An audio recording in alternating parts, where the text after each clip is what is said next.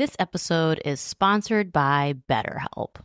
The holidays are over, the decorations are down, and suddenly everything feels a little empty. It's normal to feel the winter blues after the holiday excitement. January, February, and March are by far my least favorite months of the year. It's cold and dark, and I have to get some extra vitamin D on board. I also need to keep my regular scheduled appointments with my therapist. So if you're feeling that post-holiday funk, I definitely suggest you checking out BetterHelp because maybe it's time to talk. You might also be one of those people like me who makes New Year's resolutions and you get super motivated. So maybe you need someone behind you to hold you accountable and come up with a plan to meet your goals. BetterHelp is super convenient, totally online. You have a therapist right at your fingertips whenever you need them. So head over to betterhelp.com/wifeofcrime1 to get 10% off your first month. That's betterhelp.com/wifeofcrime1 for 10% off your first month. This episode is brought to you by Shopify. Do you have a point of sale system you can trust, or is it a real POS? You need Shopify for retail. From accepting payments to managing inventory, Shopify POS has everything you need to sell in person. Go to shopify.com/system, all lowercase, to take your retail business to the next level today. That's shopify.com/system. This podcast is an unscripted, unedited conversation about true crime. We take the cases very seriously, but I don't take myself seriously at all, and neither should you. Welcome to Wife of Crime. So, Russ. We've all heard the cliche saying, mind over matter. But there really is something to that. Sometimes it's all about a mindset. And in the case I'm telling you today, the woman at the center of this story was determined to make it out alive, and her daughters were her motivation. This is the amazing survival of Teri Nicolai.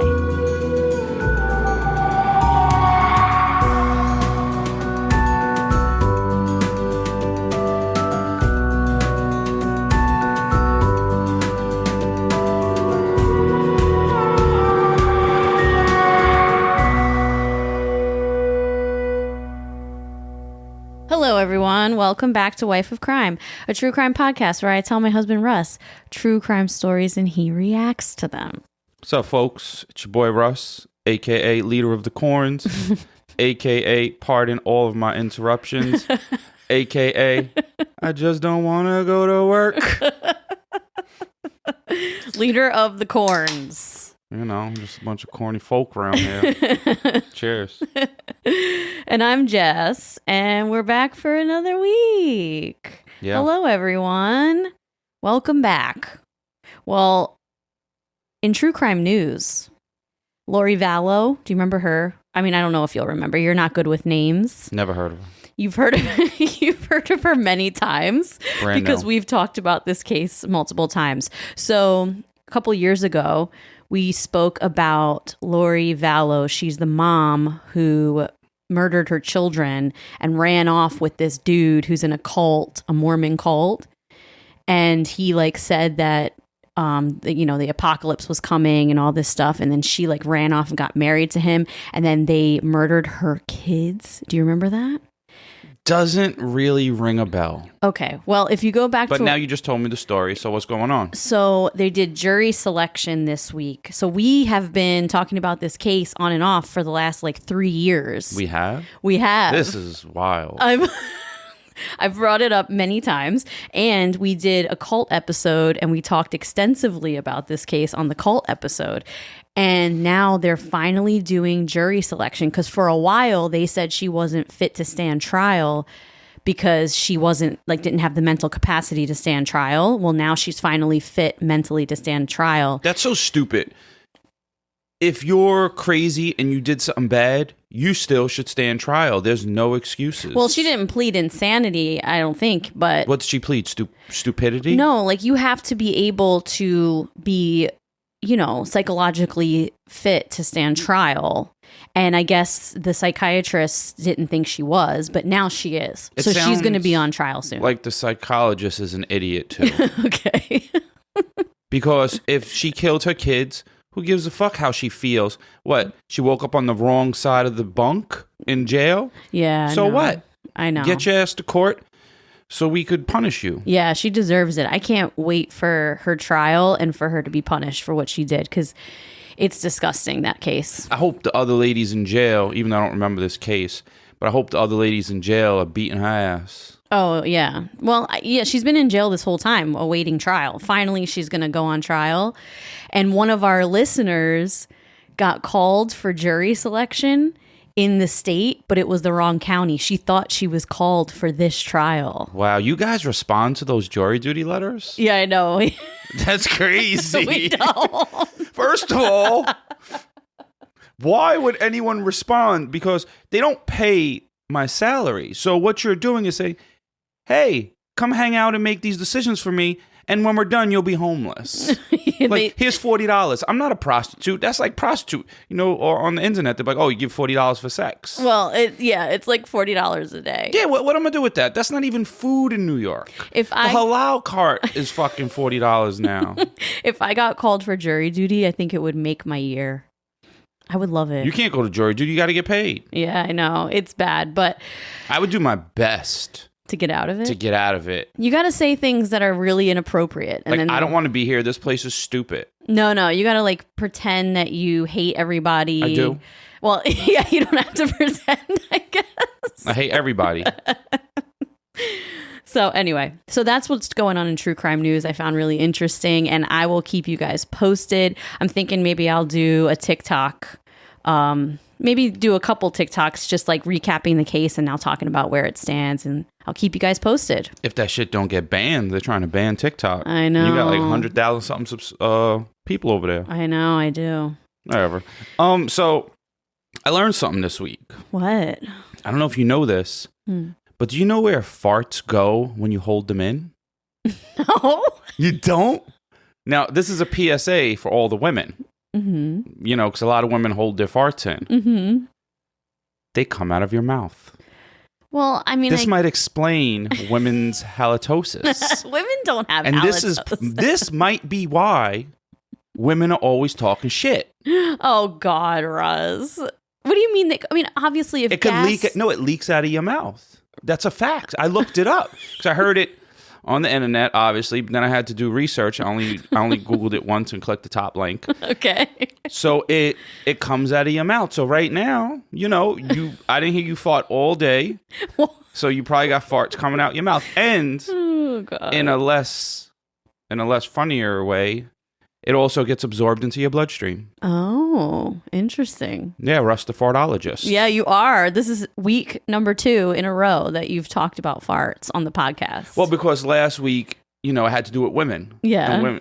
So this is kind of like an addendum this is like adding on to your fart conversation from last week.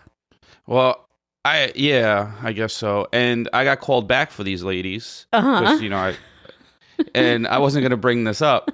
So last week, obviously, someone's farting. They don't want to admit it. They think the movie trailer stinks. Yeah, so, you got to listen to the last episode to know. So I got called again. And it was it stinks.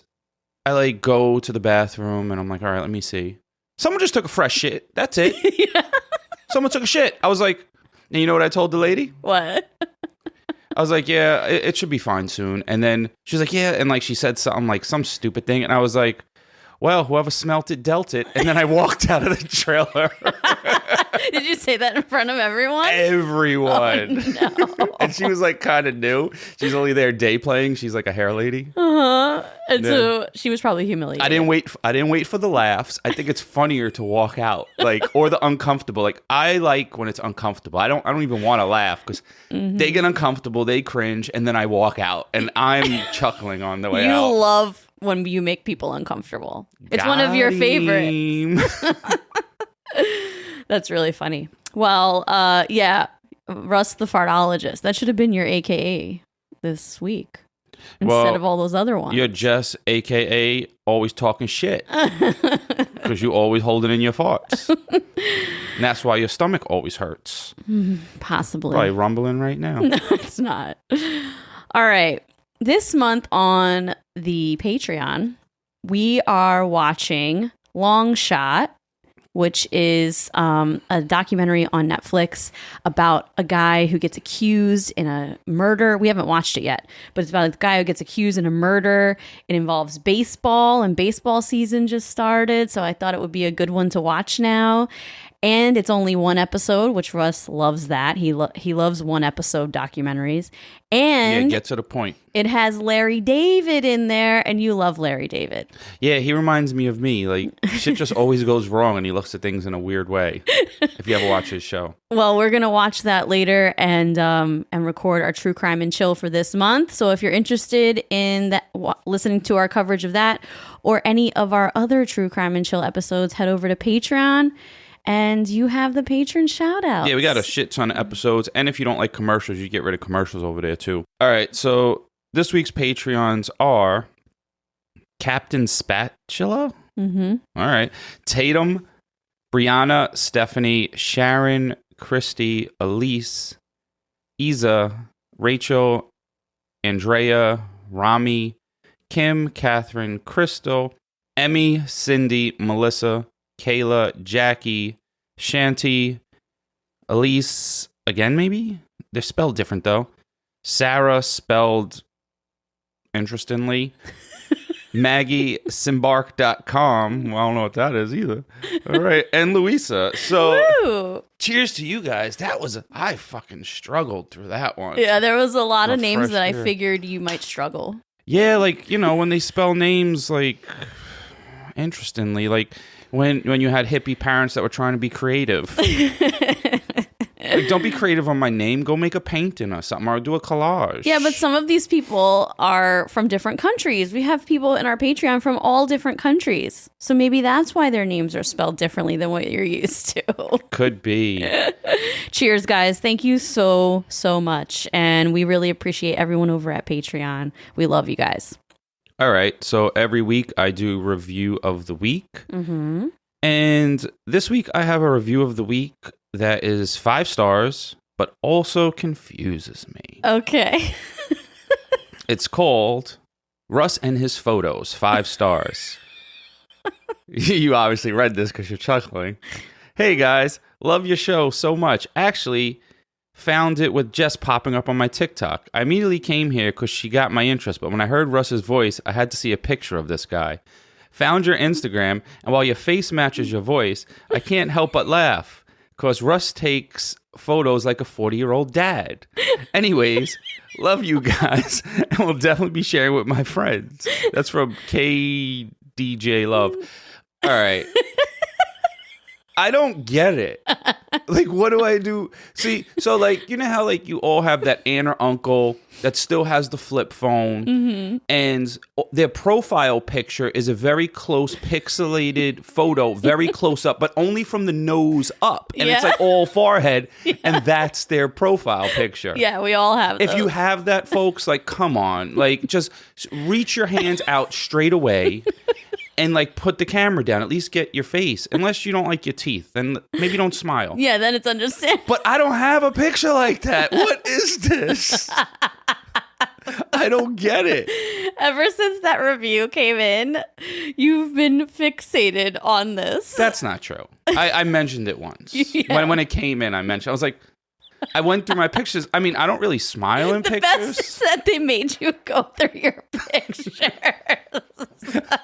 You sat there and went through your pictures like, what did they mean I look like a 40-year-old dad? No, you're doing too much, Jess. But, if the age fits, okay. Yeah. But dad, no, kids are gross, sticky, yell, and expensive. I guess the only benefit is, like, you get to claim them on your taxes. That's true. Taxes fucked me. Fuck you, IRS. Well, Jess, That was a good review. yeah, it's good because it's 5 stars. I just don't know what you're talking about. So, go find Jess on TikTok and Instagram at Wife Crime Pod. She's out there. Yeah. Every now and then I make a guest appearance. Every now and then, it's true. All right. So, the past few months, I personally have been on a health and wellness journey. I've completely transformed my eating habits, my workout routine. I've lost 18 pounds. I feel amazing. But the biggest lesson I learned from this journey since November, and what I realized I actually needed the entire time, is a mindset change. Our brains are incredibly powerful. We've heard cliche sayings our whole lives, like mind over matter. It works. You know how I know? How? I don't want to get sick. Do I get sick? You never get sick. It's true. And she used to yell at me. I did. And I remember when COVID came out, brand new, fresh off the press. I was like, nah, I ain't going to get that. I don't want that. He's never gotten COVID. He She's really had it hasn't. twice next to me. And I've had it twice. But I'm not minimizing anybody that's been through it, had hard times. You know, a lot of people pass. Yeah. But it also works with the flu. Well, Russ, whatever. Mind over matter is a cliche saying that we've heard our whole lives. But like you said, there really is something to it. Our brains are absolutely remarkable.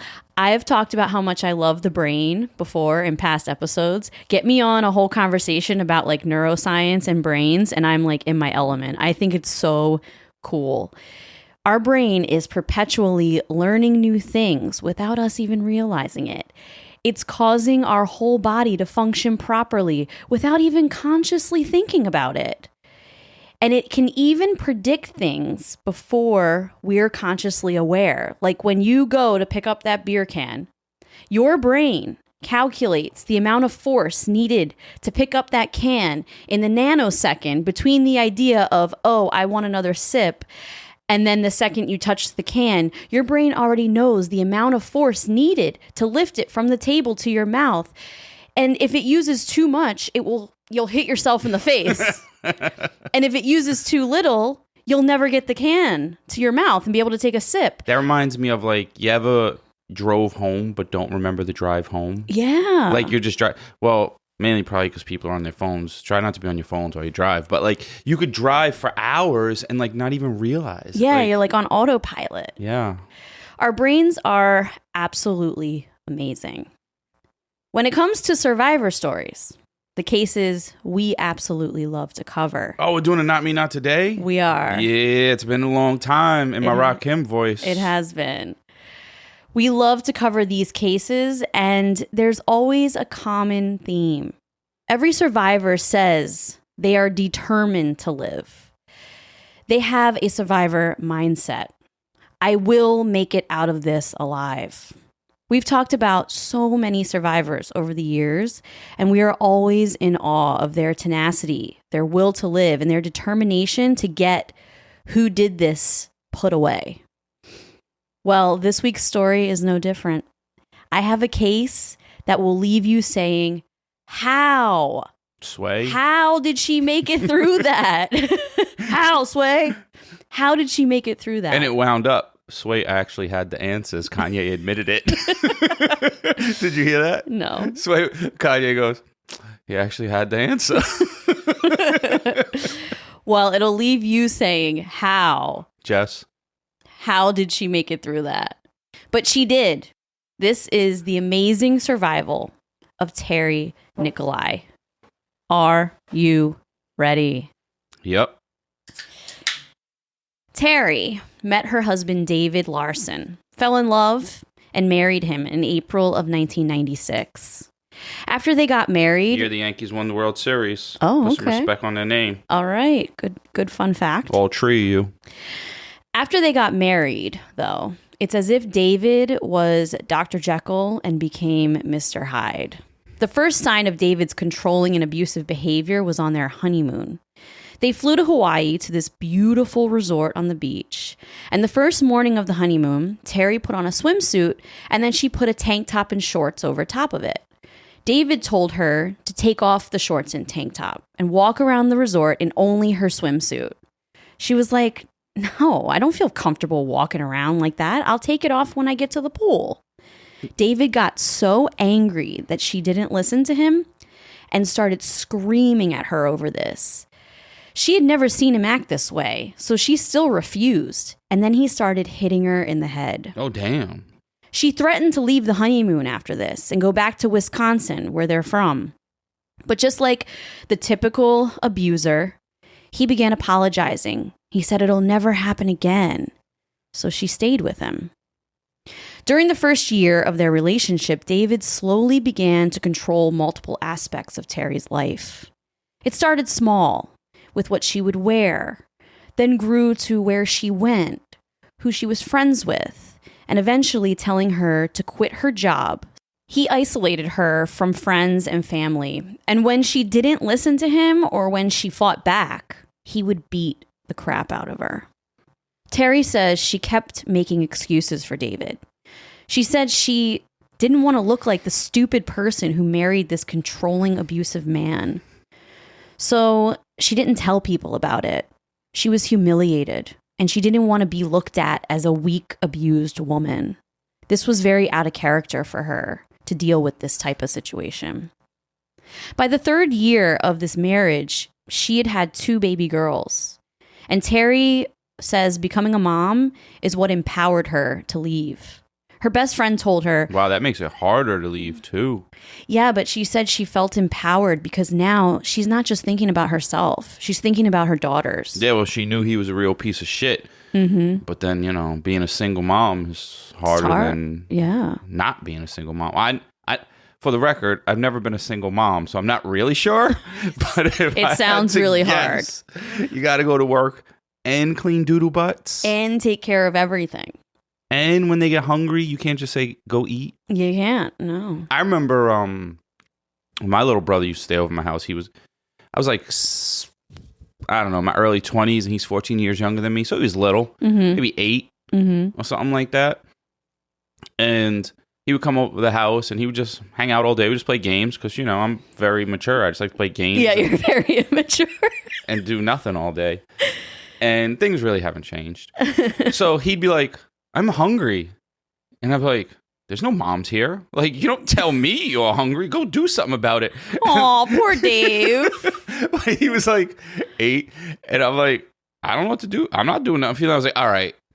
I lived off a George Foreman grill. So I said, come on, let's go. Let's go to the kitchen. I'm going to show you how to make food because I'm not your sucker. So I just showed him. You grab that frozen burger out of the fridge and you put it right on this George Foreman grill. And when the light turns off, the burger's ready, and you put it on the bread. And then he knew how to eat. Wow. So he knew how to use a George Foreman grill. Wow. So her best friend told her, what kind of example are you being for your daughters? And this really made her think.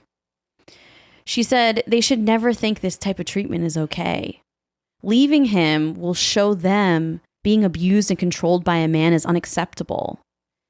Teri didn't want her daughters to grow up and be in a relationship like this. So Teri left David with the girls and entered a safe house for women. She didn't want to go to her friends and family's homes because she didn't know what David was capable of and didn't want any of her loved ones to have to deal with him. So her and her 2 girls moved into a shelter and stayed for a month while she hired a divorce attorney and filed for divorce. Eventually, after the 2 of them got the divorce, Teri got an apartment for her and her 2 girls and tried to start her life over. David would, unfortunately, not make it easy for Teri. Every job she got, David would find out, show up to the place, and sabotage it by causing a scene. Every babysitter she would hire, David would come to the apartment while Teri was working and would scream at the babysitters, and they would quit. They didn't want to deal with him. David had partial custody of the girls and would get them 2 weekends a month. While the girls were with him, though, he was barely there. He didn't spend any quality time with them. He would hire a babysitter to be with the girls on his weekends. And he hated babysitters. David Larson was just an all-around piece of shit human. At one point, Teri fought for sole custody. That way, David had no right to her or the girls, but it was denied. Despite the abuse that he had inflicted on Teri and the fact that he neglected his daughters, the judge still allowed him to have partial custody. Finally, after 2 years of David fighting their divorce, it was finalized. On that day in court, as soon as it adjourned, David looked at Teri and said, "One day, you're going to regret this." It might not be right now, but one day you're going to regret this. After a couple years, Teri joined a choir, and there was a man in the choir named Nick. Nick asked Teri out on a few dates, but she kept turning him down. She told him, look, you don't want to deal with my baggage, okay? I'm a single mom. I have a crazy ex. But Nick was persistent, and eventually she decided to give him a shot. Nick ended up being a wonderful guy. They dated for a few years and then got married. And then on January 30th, 2004, she found out she was pregnant. Nick and Teri were so excited. Her daughters were spending the weekend with their dad, so Teri was really excited to tell them about the pregnancy. And she decided she would tell them when she picked them up from his house the next morning. Teri drove to David's house to pick up the girls the following morning, and it was a very cold and snowy day, because remember, they're in Wisconsin. So January in Wisconsin, that's a winter like nothing you've ever felt before, Russ. Home of the cheeseheads, and if you watch football, you know it's cold as fuck over there. It is. When she got to the house, she walked up and knocked on the door. David answered and said, they're not ready yet, and then slammed the door in Teri's face. So, of course, she's used to his shenanigans, right? She knocks on the door again. Like a lot of aggression. And she said, David, look, it's time for them to go. Can I please get them? He said, well, they're playing hide and seek. They're upstairs hiding, and they want you to come find them. Oof.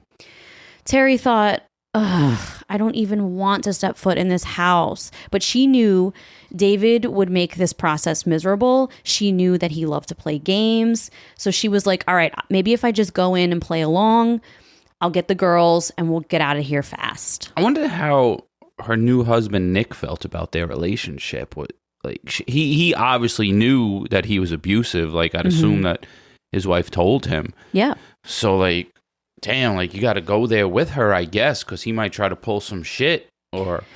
And you got to give him the smoke. Like, this is my wife, motherfucker. The problem is, Nick had gone a couple times, and there were a lot of words exchanged, and it ended up causing a lot more problems for Teri. So Teri told Nick, just don't come with me because it's going to cause more issues if you're there. I feel like that's the exact reason you have to be there is because the way he acts. Like, look at him. Yeah. It sounds like he just need his ass whooped. Yeah, Every time you see me, it's on site. Definitely. You send the girls out, clean with nice clothes on, and peek your head out that house. I'm going to come over there and bust you in the head. I know. It's really hard because he did have a legal right to his daughters, and like they had to deal with this situation because even though he didn't even spend quality time with them. Yeah, but he's like fucking up ladies and shit. Like he's a piece of shit. No, terrible human. So, she thought, okay, I'll just go in, I'll play along with the girls, and then I'll get them and we'll get out of here. What Teri didn't know was the girls were actually locked upstairs in David's bedroom with a movie on and the TV volume up really, really loud so they couldn't hear anything. Last year, Save More Money was the most popular New Year's resolution in America. Clearly, a lot of us feel like our money is slipping through our fingers. Well, I don't know about you, but I'm not the best saver, and I don't know much about investing until I started saving and investing with Acorns. Turns out you don't have to be an expert at all because Acorns will recommend a diversified portfolio that fits you and your money goals.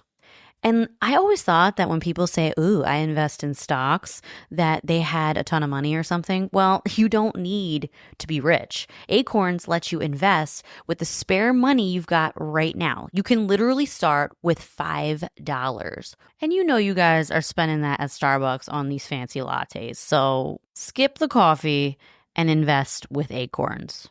You don't even need a ton of time. Like you can just sign up and start investing within 5 minutes. Head over to acorns.com/wifeofcrime or download the Acorns app to start saving and investing for your future today. That's acorns.com/wifeofcrime. You guys already know because we have been talking about them for a while now. Via Hemp is by far one of our favorite sponsors we've ever had, okay? We use their products all the time. Maybe you're a little like me. You're a little anxious You have a hard time settling down. You're kind of wound up a lot. If that's you, Via Hemp products are for you. Check out their website. You will find something that speaks to you. Maybe you're like Russ. You have a hard time sleeping because you have bad nerve pain or chronic pain. Then Via Hemp is for you because their gummies will help you get some quality sleep. Maybe you're looking to have a really good time. Maybe you just really like edibles. You want to laugh. You want to get the munchies. You want to watch a movie and have a really strong belly laugh. Then Via Hemp products are for you, okay? They're literally for everybody. So head over to viahemp.com, promo code wifeofcrime1 to get 15% off your first order. That's VIIAHEMP.com. Wife of Crime #1 for 15% off your first order. When Teri walked into the living room, she said, "Oh, I wonder where the girls are," playing hide and seek with them. And as soon as she said that, she felt an intense pain in her head. The next thing she knew, she woke up on the floor. David was on top of her with a baseball bat in his hand, beating her with the bat. As he was hitting her, she begged him to stop, saying he doesn't have to pay child support anymore. She'll do anything. Just stop. But he didn't stop. He hit her with the bat in the face 22 times. Teri was trying to fight as hard as she could, despite the multiple blows to the head. David began trying to stuff things in her mouth in an attempt to suffocate her. Teri remembered seeing in a movie to keep turning her head side to side to make it really difficult for David to get a grip on her face to smother her. And he was getting frustrated. So he grabbed duct tape and he bound her wrists and her ankles with the duct tape. He then took the duct tape and wrapped it around her head, around her eyes, around her mouth. And he picks Teri up. Wait, he wrapped up her head like a mummy in duct tape. I almost let that one pass. Yeah. How crazy is that? I guess he probably left her nose undone. Otherwise, she would die. Yeah, like she had her nose was out a little bit, but her mouth and her eyes were wrapped in duct tape. Imagine that. And duct tape is strong as fuck. Like that'll rip all the hair off your head and your face. And terrible. That shit is like cement when it dries. He then goes outside and grabs a large plastic trash can. Teri's small. She's like 5'1". He picks her up and then, she thought to herself in this moment, even though she'd been, hit in the head, she's still conscious. And she thought, oh my God, I've been hit in the head so many times. I have blood rushing out of my head.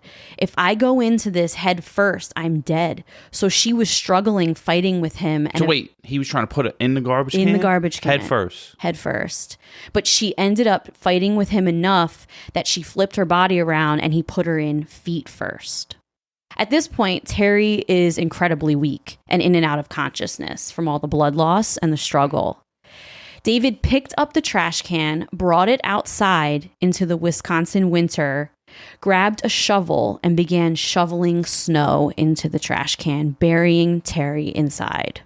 Then he takes a tarp and he puts a tarp over top and secures the tarp. She can't see, Probably can't even hear that good. I assume the tape's probably over her ears and everything. And she can't scream, and she can't move her hands, and she can't move her feet. Wow.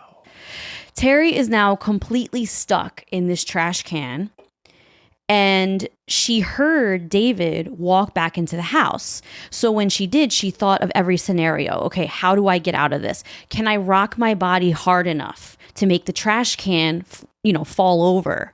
But she couldn't. The snow inside weighed it down, and it made it way too heavy. She thought to herself, I need to stay alive. I need to get out of here for my girls.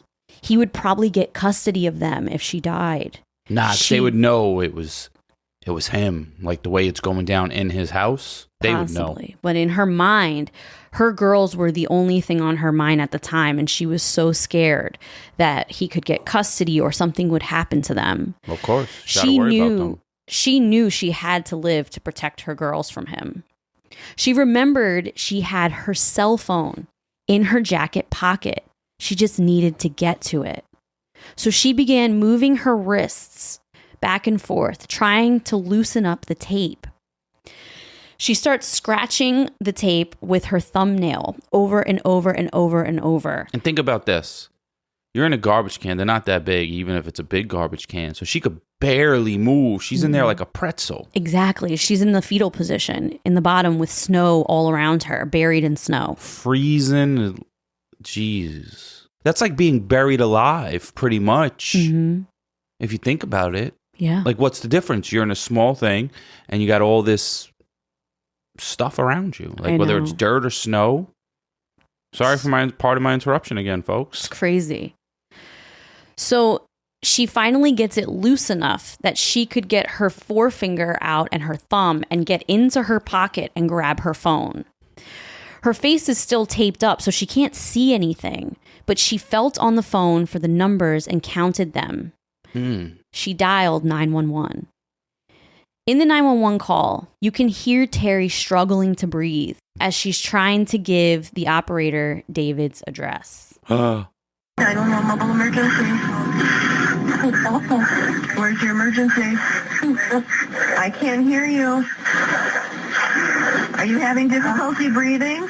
26841. What's the street? Holy shit. So, if you've been listening for a long time, we've been doing this for a year, some years now. Mm-hmm. I've given 911 operators shit many times because on this podcast, we normally do things that go wrong. Mm-hmm. But this fucking lady, how was she able to decipher the numbers that Teri was saying? Mm-hmm. I never would have got that in a million years. Well, I'm bad with accents too. Like if you speak in the slightest accent, you're speaking another language to me. Mm-hmm. Yeah, 26841. Well, Teri... Good job, whoever you are. Teri, they didn't show it in the clip, but Teri repeated the numbers 5 times. She should get a raise. They should give you a raise by like if you're able to like decipher or send the people or performance based. Like I got to do good and make sure the cops get to where they need to get to. Mm-hmm. Like everything, Well, this I'm just trying to figure out how to save people, because hashtag vote for Russ, he's for us. Well, this 911 operator didn't know what was going on. She just knew someone is struggling to breathe. And she figured out the numbers 26841. And because that's all that Teri could get out of her mouth. Crazy. Finally, the operator figured out, this had to be an address. And she tracked the address to the phone call and she dispatched the police. But after the police were dispatched... Oh, they don't know where to go. Who's going to look in a garbage can? David, thinking that Teri is dead inside, picked up the trash can. Shut the fuck up. Put it in the back of his truck. He also got both girls, put them in the truck, and drove away from the house. Teri says she could hear the police cars with their sirens on rushing past her. Yeah. She tried to scream, but obviously no one could hear a thing. Police had no information, nothing but this address, and that someone was struggling to breathe on the phone. And then just a random, regular-looking truck drives away. Mm-hmm. I guess you don't know to follow it. Maybe you think someone's having a heart attack. Whatever. I don't... it could just be a regular medical emergency. Yeah, so they had no idea that the truck that they passed had Teri in it. Damn. Teri passed out again and eventually came to. She remembered her girls and was scared to death that David might hurt them. So she decided to try and call 911 again. This time, they'd driven far enough that they were in another county. So another county's dispatcher answered. Since it was a different county, they had no idea that Teri already called. They didn't know about the first phone call because it's a totally different dispatcher. No way they have another mumble translator. But Teri tries to explain a little more this time. She's able to get out, "My husband is trying to kill me," she says. Wow.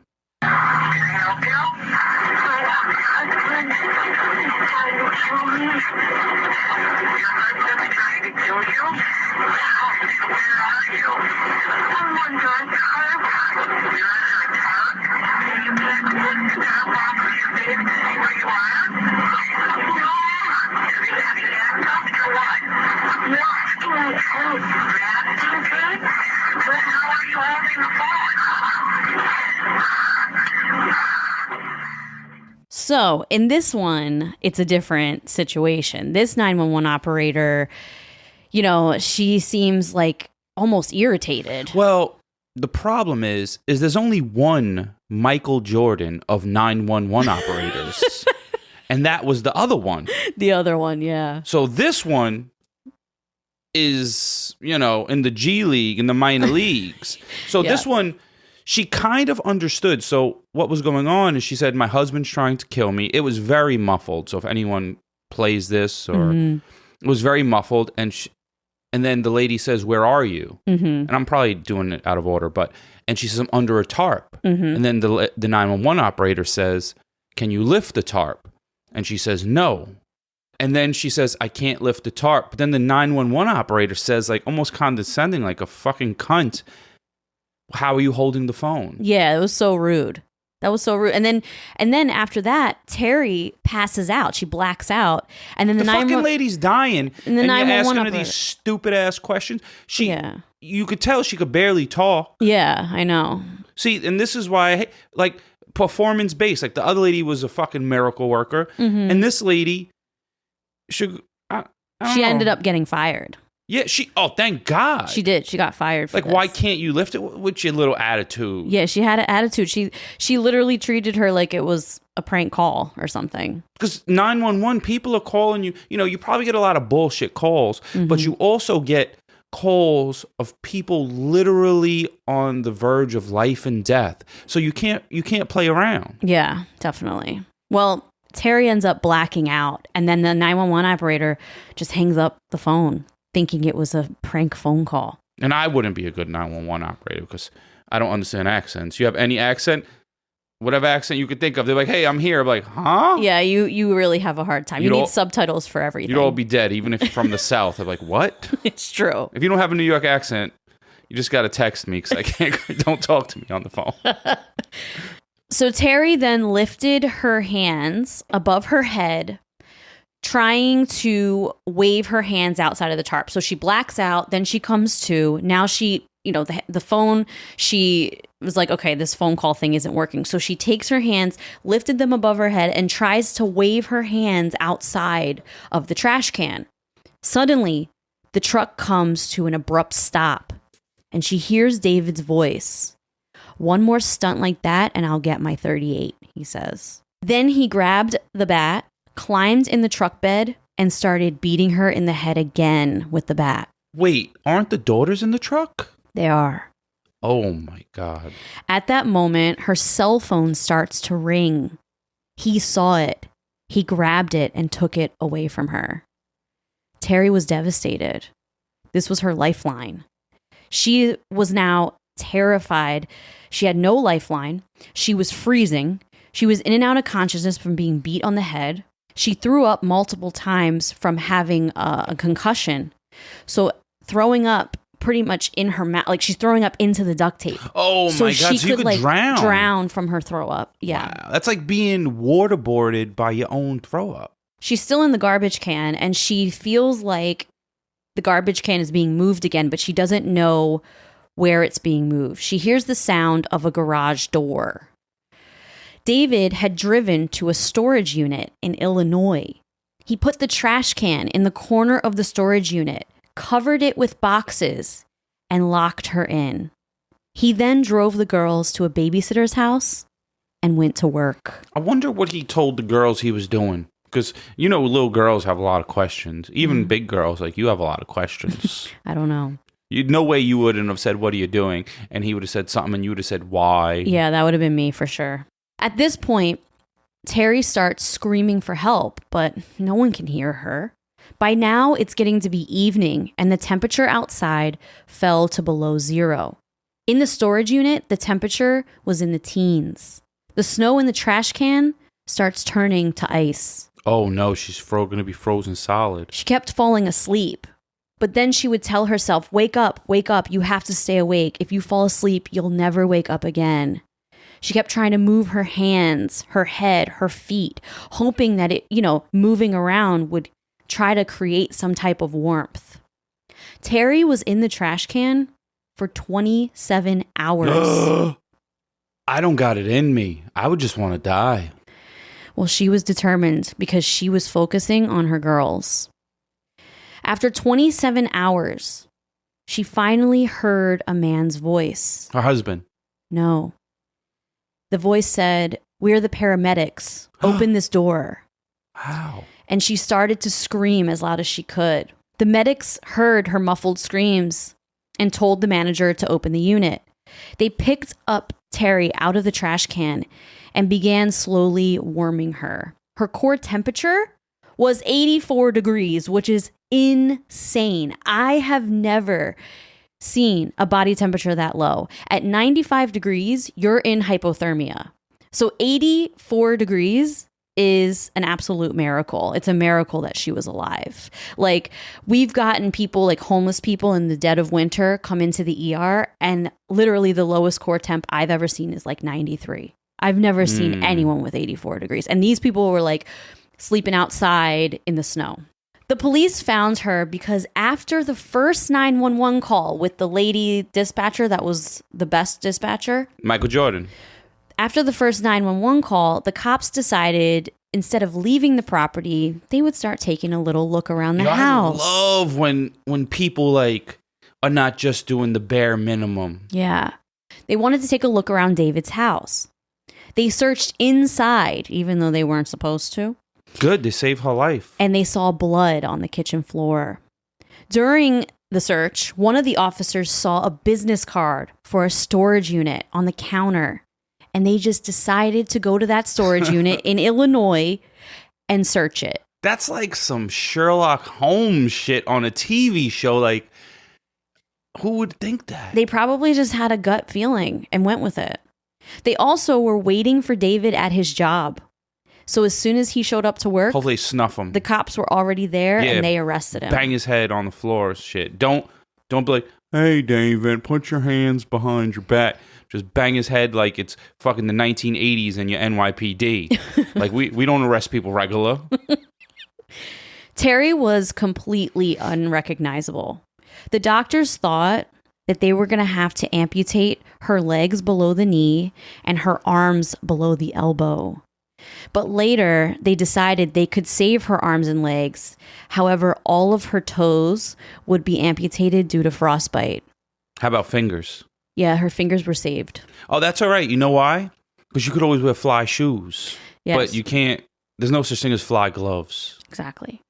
Teri suffered a miscarriage and spent 2 months in the hospital.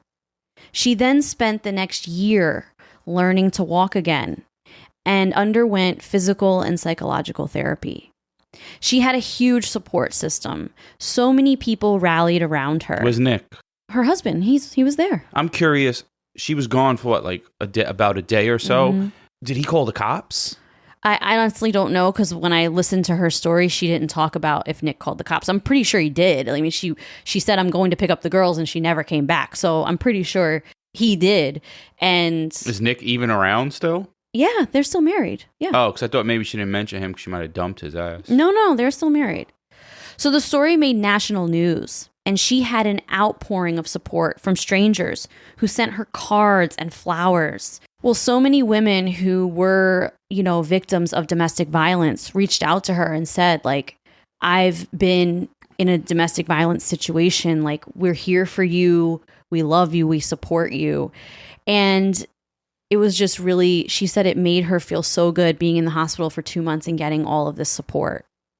David Larson would plead no contest. He was sentenced to 37 years in prison, and he would be released in 2042. He will only be 70 years old. So Teri appealed this ruling, saying at 70, he won't even be old and feeble enough to not hurt her. Like, she will fear for her life when he gets out, because at 70, he could just go buy a gun and come to her house and shoot her. After everything, I don't want him ever getting out. So she appealed it. And his sentence was then converted to life in prison. Yeah, but, I wonder what the average age of what an inmate lives to. I don't know. Like, compared to a human that's not in prison. Like, so, because you know how they always say the healthcare is garbage in prison, or, but they got dentists in there. I know people that came out of there with good teeth. Oh, all right. So You know, it ain't all bad. But, you know, the food is shit. Yeah, it's a terrible environment. So I don't know. I don't know what the average lifespan is. But if someone does, some people do 40 years and come out. So maybe it ain't that bad. It can happen. So she was scared and she appealed it. And then his sentence was converted to a life sentence. He's tried to appeal, but he's been denied. So he will hopefully spend the rest of his life in prison. Teri used this tragedy to become a huge victim advocate over the years.